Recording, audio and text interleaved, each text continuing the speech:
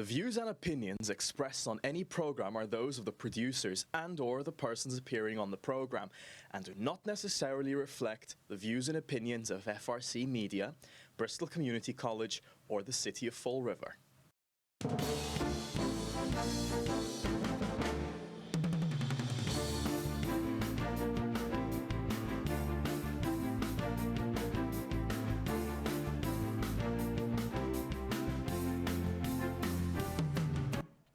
Good afternoon. Welcome to another edition of Table Topics. And if you're watching this show, and it's not on a Wednesday night, it's a rerun. So we'll have another show for you next week as well. Yep. So I will let you do the introduction. No, you did it. You did it good. So yes, one thing just to remind people: if you have a YouTube channel, you can watch us on YouTube channel, and Facebook. We have a Facebook page too that probably Wednesday will be loaded there too, thanks to our friend CJ Ferry. Yeah, absolutely. It's good because he put me on this TV thing, and so now he still has some homework to do for me. Oh, cool. Today I want to start the show just by announcing, probably by now everybody knows, the Alfred Lima passed away. Yeah. So I attended the services. I don't know if Michelle, there we go. He was born in December 5th, 41, and he just passed away. So I, was sad because a lot of people actually don't know much about Al, besides, the projects that some of them are familiar, that people are familiar with. Yeah. But he's involved in so many different projects, not just for the city of Fall River and outside of Fall River, but personally. He was the architect that presented our Father Travassos Park to the state. Was his design that went to the state and got approved. And he's the one that designed our Veterans Memorial, which we had to put on hold because of COVID. Now we're gonna try to finish. We got all the permissions already from the park board, was approved and everything. They're just waiting for the design, and that was something that Al was working on.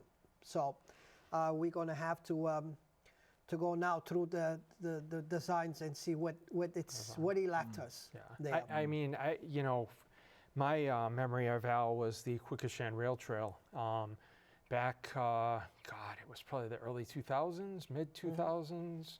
Or even the 90s, that there was a running bike committee put together, which is still in effect, and it was kind of like, that's a pipe dream. This is Fall River. We don't have the money, which we still get that same old thing. And I know I was in attendance with you at a couple of these meetings. Like, I can't believe this actually happened. So that's something. I'm glad they a few years back named the trail after Al. Because he really was instrumental in pulling that together. And like I said, I never thought we would see that. I honestly never thought we'd see it, but there was something, I didn't get a chance to go, but I did read the obituary, and it was probably his wife that wrote it. And she did say that he had said one person can make a difference, and I can say Al did make a difference. If the only thing he worked on was the Quequechan Rail Trail, he made a big difference. But he was involved in way other things, and always had a very calm personality. And the vision for the bike path is so long back that I remember when we sent the architect design to the States to ask for $1.3 million to fix Travassos Park. I didn't even notice the design, but then I got a call from the office of the governor, and they said, "Well, guess what? We don't have money for parks, but we have money from the bike pad. And because the bike pad is showing on the plan, that means that people on the bike pad is going to take advantage of the park.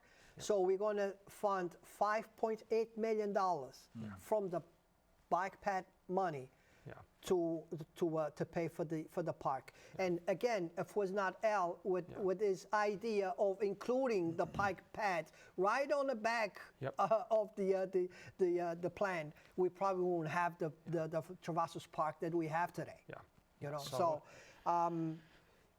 he definitely will be missed. I will miss calling him every time that, you know, he was a good planner too. You know, he was a very good planner too. So every time that we had questions, and not too long ago we had to meet because of the 69 Alden Street that they want to cut close to the bike pad. There he goes. Al was on the table on the discussions. There was you're right. There was a meeting. There were meetings that had happened afterward, where that factory did want to cut in. I don't know if that's what you're just saying.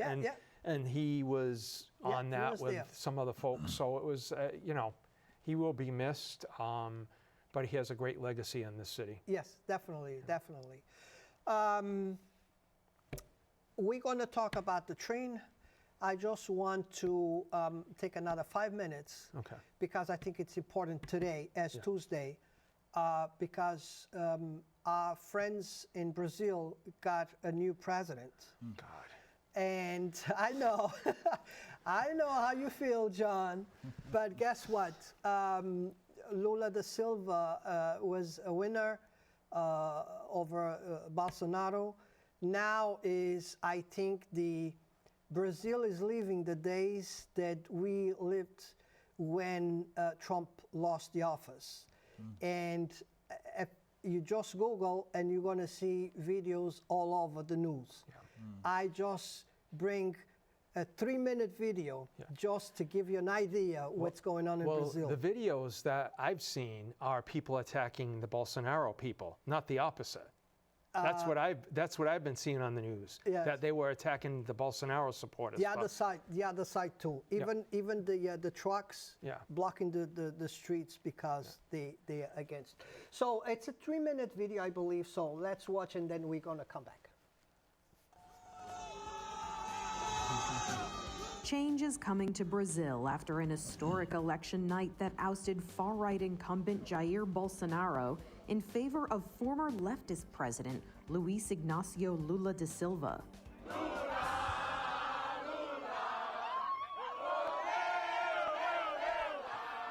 There were celebrations in the streets as well as a humble acceptance speech from the victor. Chegamos ao final. We arrive at the end of one of the most important elections for our country. It will be the third term in office for 77-year-old Lula, who promised to restore Brazil's economy and protect the Amazon rainforest. The country's Supreme Electoral Court declared Lula won just over 50% of the vote, which means 49% of voters who went for Bolsonaro experienced the agony of defeat. The morning after the election, the current president still hadn't acknowledged the results, leading to fears he could contest the election or reiterate claims of fraud. Lula's inauguration is set for January 1st. For Inside Edition Digital, I'm Mara Montalbano. So they're living exactly where we lived when Trump left the office. And they're bringing back someone that almost destroyed the country, because we had a prime minister that was in there, was a woman that pretty much stole all this money out of the country. So and they're bringing back someone that was fully involved in the administration. He got 9 months jail for money laundering. This guy. Lula. So why are people clapping? This is a good thing that we're bringing back corruption? No. Once again is the victory. They're celebrating more than just Lula. They're celebrating, the other one out of office, because he was so. What did he do wrong? What did he do wrong? Everything that Trump did. Everything that Trump did. He probably was stern, but nobody walked all over them. Nobody walked all over them. Well, I know that, and here he goes, that he's gonna claim that the election was stolen, and because it's he follows the same. Let's go back for a quick second.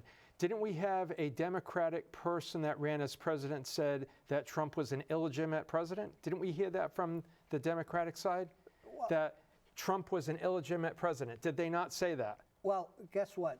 So it works on both sides, but I'm saying it works on both sides. Trump is not in office. What I'm trying to say is it works on both sides. The Democrats do the same thing. And Bolsonaro tried to follow, and he fall. No, he was his own man. He was his own man. You had the people in Brazil voted Bolsonaro in because they were tired of the corruption on the left-hand side.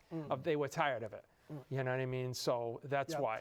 That's a half an hour show. Well, we could go over that. I mean, that could be another show. And with a lot of more videos to support both sides. Exactly. But let's move on to our guest today. And election's going to be next Tuesday, right? Next Tuesday, a week from today. Yep.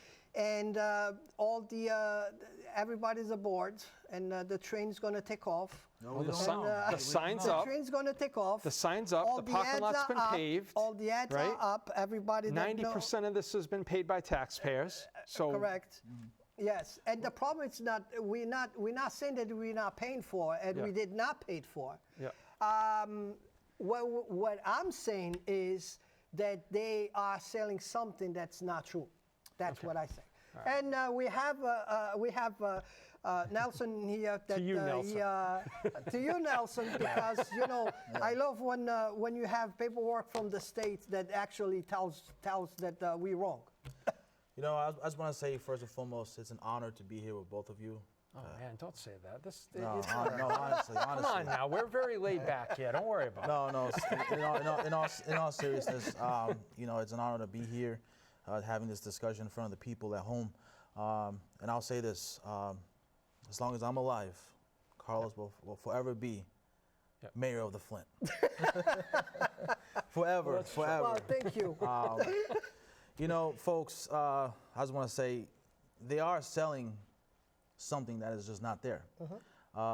This project was not paid for, actually agreed upon by the people. They initiated this process before the people even had an input in it. And that right there is a huge red flag for me, a huge red flag. Because if you knew this question had to be on the ballot, they're the ones in charge of the whole process. This question had to be asked before you even started that project.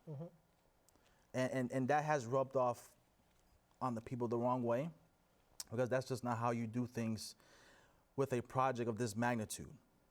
And for me, I just feel that the yes side have not done extensive research into what else comes with bringing this form of transportation into a community like Fall River, whose incomes is $46,000 for a family and $26,000 per capita.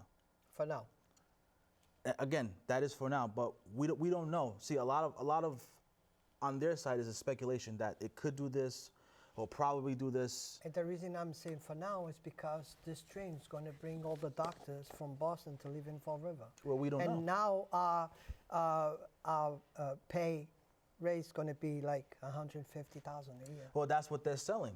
But the thing is, what we have been providing the people is not speculation, it's reality.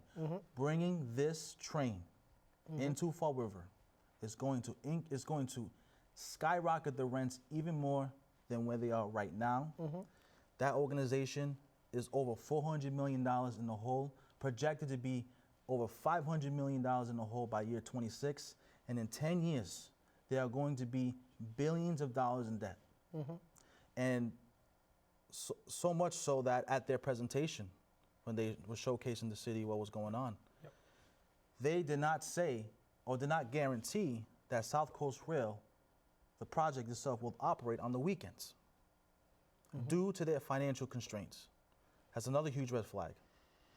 So I feel if you're going to showcase a project, you want to talk about everything, lay it all on the table so that people can come up with a decision on both sides of the equation. Because just saying one side that's what the people are going to go on. And when something else creeps up, who are they going to blame? They're going to blame the ones who are saying, vote for this.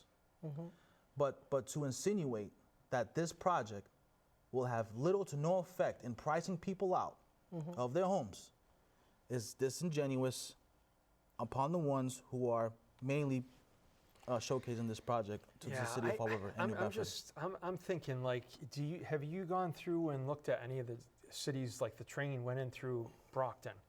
And I think we had talked about this one time, and I think Brockton's income, their per capita income is a lot higher than ours. I think it's probably like 60,000, 65,000 of the city.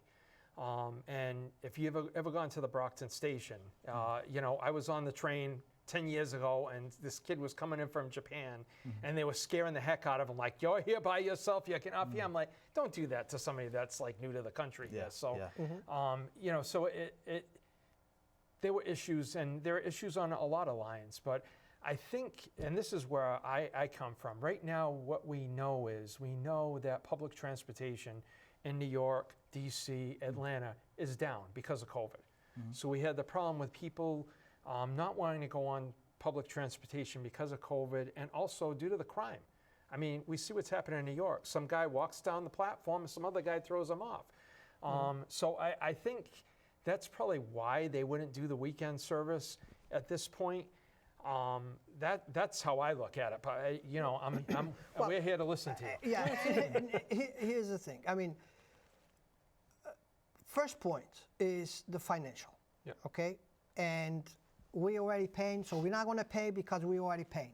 So right now, I think that I want my money back because I've been buying hamburger. You give me the meat, but you don't give me the bun. So guess what? You didn't credit to me. Bun's so I should have free meals for the next 10 years because I've been paying for the bun and the hamburger, and you're just giving me half of the meal. So that's number one, okay? That's the number one, the way I see it. I'm paying for something that right now they should be ashamed to tell me that you're paying for something that you're not using. That's number one. But Carlos, let me just hear you out for this. We all do that here. I don't have kids in the school system, neither do you. You know what I mean? So we're always using that. But at a time, you know, when I was in high school in Fall River, my mom didn't own a house. So I can look at it like, now I'm paying for this because she didn't pay for it. So you're always not going to use something. You know what I mean? Yes, but this is different because this is every single person are paying for this, and we're not using it. Every single person. Do you have kids or don't have kids? I mean, you know, I don't know. It's only my opinion. River. I'm just saying. And another that, thing, you know and another thing that I think that they're doing wrong is instead of promising me, they should say, we hope that we're going to get people here from Boston. We hope that, you know, I mean, this is a puzzle. This is another tool on the box that we're going to put to allow people to have options to come or not come. Not telling me you're going to have people coming from Boston. I mean, you know as somebody that worked up there for 10 years, I don't think you're going to get a lot of people to move here. If you get people to move, they're going to be in Dartmouth, Somerset. Families are not going to move down here because if they're going to move to another city, they might as well just stay in Boston or Brockton. And to your point, John, right? Yeah. And to your point, that's why the city has been building all this market rate housing. It's because they're showcasing to Bostonians, you know, come down here and everything will be great. But the thing is, market rate housing is not going to be the answer for us because there needs to be a balance between market rate housing and affordable housing, which is different from public housing. And the reason why there's been so much real estate interest in our city is because of what the law of a new zoning law that was passed last year, which was the MBTA's communities law. And basically, when you get down to it, they're saying that these developers can come in and build housing as of right, meaning that once they get their building permits, they can move forward without the need for a special permit, variance, zoning amendment, waiver, or other discretionary approval. And on top of that, as far as the affordability requirements, Section 3A does not does not include any express requirement or authorization to provide affordable units. That right there is a huge red flag because which is why they're knocking down 79, because when you knock that down, that's all going to be more market rate housing. So this is going to price people out. But here's the one thing that got me furious as to why it was out of my mind as to why our state reps will pass something like this. If an MBTA district decides not to comply with this, they will be ineligible to receive a few funding programs. And the town of Rockport, and you can Google this, the town of Rockport, which is currently an MBTA district, is challenging this because you cannot force a community not to comply with a housing law if they don't want to. They're exercising their right not to comply with something. So you can't say, yeah, you can decide freely, but say you're ineligible to receive these funds. So, you know, there's a lot here that is just, where does this, you know, when your lease is up in January, if this question passes, when your lease is up in January, okay, this is not speculation here. If this question passes, when you go to renew your lease, you're going to see a sticker shock. People are going to be paying for this in rents before the train even gets here. And then, you know, so when you look at this all across the board, this is just developers making money off of the backs of the taxpayers. Yeah, and that's wrong. Yeah. Because if you're talking about lifting all the boats with this tide, then all boats need to lift with the tide, and this will not do it. Yeah, you know, Nelson, I'm going to be devil's advocate with this. You know, when I was younger, probably your age, I rented a 2-bedroom apartment for $300. You could get that anywhere in the city, you know, in a multifamily. And I've told Carlos this. When I was younger, families owned 3-family houses, and they had their sons or their daughters. So that was kind of like a affordable housing kind of thing back in the day. We had that, but. You know, personally, I find what's making the rents go up is because the prices of houses have become astronomical. I mean, if you would have told me 4 years ago that a new colonial house would cost $469 with no garage, barely any yard, and people are buying that, I would have said, you are insane. But I'm seeing that now. You know what I mean? I'm seeing people building these houses. So what's happening? I can tell you as a homeowner, all right, of a multifamily house, my taxes are over $5,000 a year, okay? Insurance is around $3,000, then water's $1,000. Just that, before you put the mortgage together, that's one rent of $700, just for those three things. Never mind having a $400,000 mortgage on top of it. So the way people are, Jesus, it was that quick? Yeah, Were we talking that long? Was that fast? Wow, that's 30 minutes. Jesus, all right. Well, I think Michelle is cutting. She's cutting. All right. No, I'm not gonna. I'm gonna let you talk more. But I look at with the way affordability is. It's because this is happening all over the country. You know what I mean? I have relatives that live in Maine that 4 years ago bought a house for $130,000, and it's way the heck up there. Now they're selling in her area for like $230,000, $240,000. Now, there's nothing up there. There's a town of 5,000 people. Walmart is the biggest thing in the area. You know, look, throw some more stuff out there. I just want to say, you know, report after report, it says rent skyrocket near MBTA stops. Somerville renters say new MBTA stations could price themselves out. And these are people wanting to bring value that they think is going to come to their community. Mattapan, you know, they wanted more train stops. They're getting priced out. You know, and what's also striking is that, you know, they're saying that the rail is going to do all of this and bring affordable housing, and it's not. It's going to price them out. But even before the election is over, Carlos, John, dozens of New Bedford tenants have just been given, and this is right here. This is right here. This just came out, New Bedford Light. 24-unit complex. LLC came in and gave them all notice to evict. And this includes a 72-year-old retired teacher. They're not even waiting to see what the people say in New Bedford. This is what's going to happen here. Yeah. You know what I mean? And this right here is what really contradicts the other side. Same thing in Fall River. I mean, look at all these developers popping up at 300 apartments per unit, per building. Whatever, yeah. You know, I mean, we all know where they're coming from. They're all putting the eggs on the same basket. That it's the train. And I also want to say too is that, you know, Paul Coogan likes to say that market rate housing units are filled. But who are they filled with? Are they filled with our people who are making 46 grand or below, or is it with out-of-town folks? You see, that type of housing is not feasible for the people, and it's just we need. What I'm trying to say is that this is going to price people out. This is going to increase property taxes. This is going to increase the cost of living in our city. And for them not to say that to the people is disingenuous. So here's the thing. We hear this all the time. Let's take care of our first and then take care of the others. Let's take care of our people first, then take care of the others. So we're in Fall River. Where that comes in. Let's take care of our people. You're turning into a Republican. You're turning into a right-wing. Let's take care of our people that, guess what, that had their kids here. Yeah.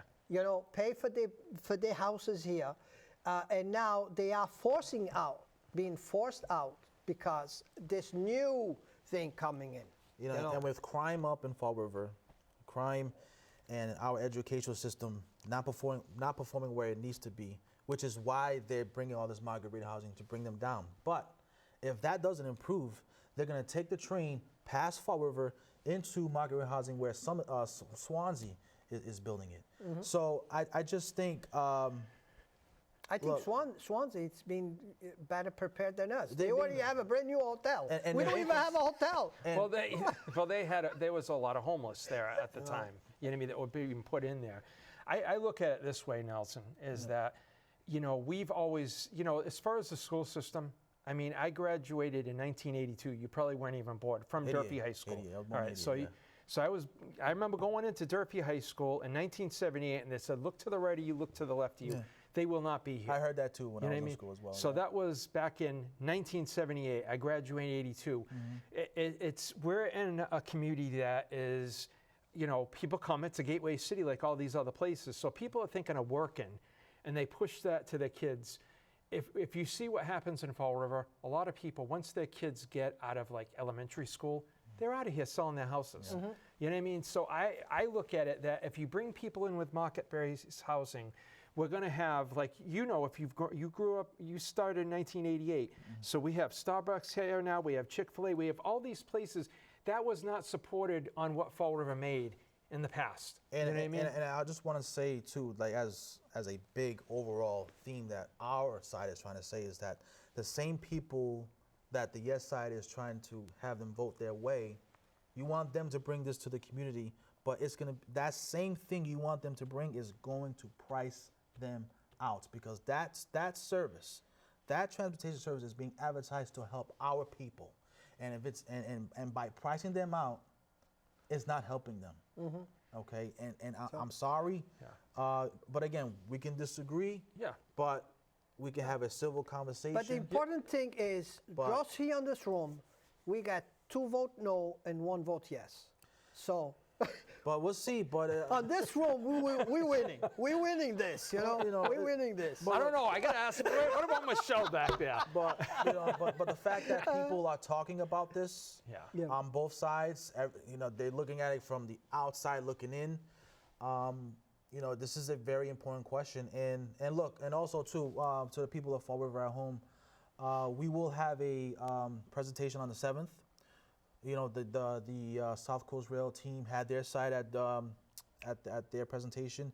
We're gonna have our side. We're gonna put everything together, and for your presentation, for our presentation at the library. Monday, so the day before the election. The day before the election, so they could be informed with our information, because I feel like you gotta have both sides, and 161A is the terms of the contract. And if I were to give you a contract and say, hey, just sign right here, you're not going to do that. You're going to want to read all the terms and conditions before you sign. And I feel that that's what we're doing for the people. It's noble of you to want to look out for the underdog and the people that are here. Part of what my looking at this too is that, we had back here in the 80s and 70s, mostly the 80s, that we don't want new people coming here.